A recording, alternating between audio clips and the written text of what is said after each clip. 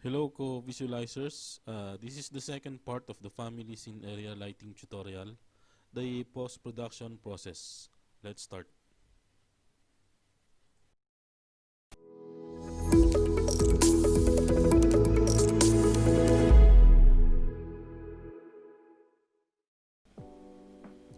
Okay, so this is our render elements and we're ready for our post-production using Photoshop.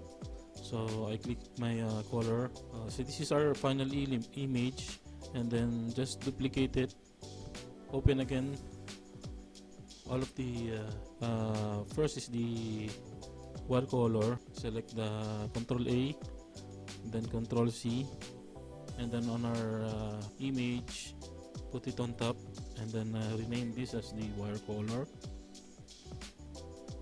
And this will help us on selecting some of the elements in the scene.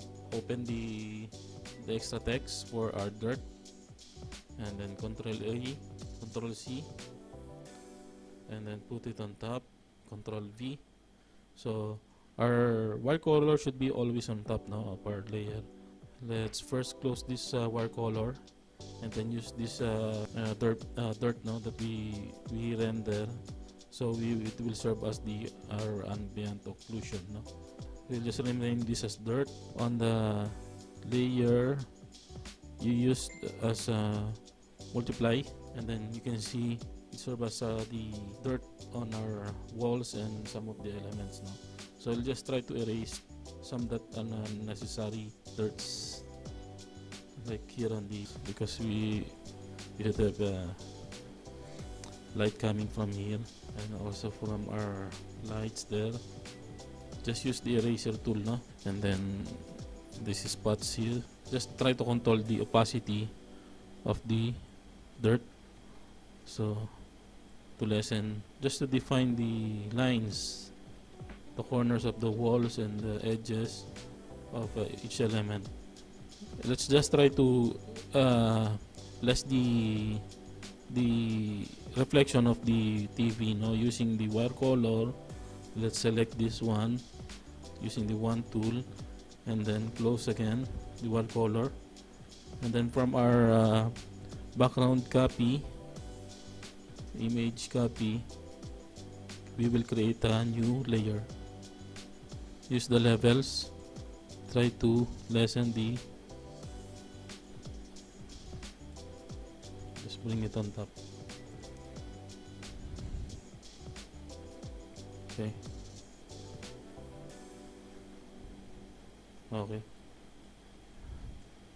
Okay. We will use again our elements. We'll use the reflection. So then copy, Control A, Control C, Control Tab, and then Control V. Put it on top, and then just apply linear dodge. And then, so if you think it's too much burnout, just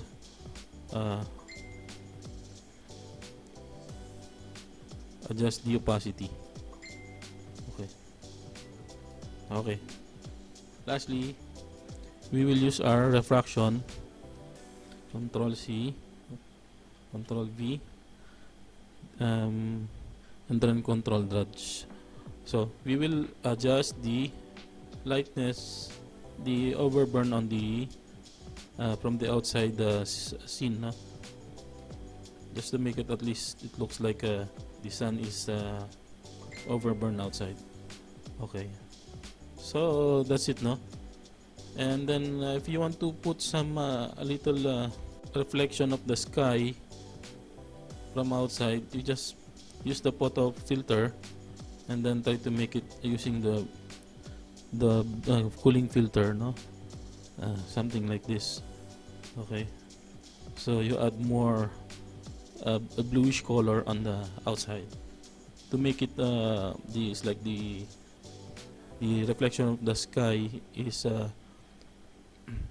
affecting the elements outside, like the trees. Okay.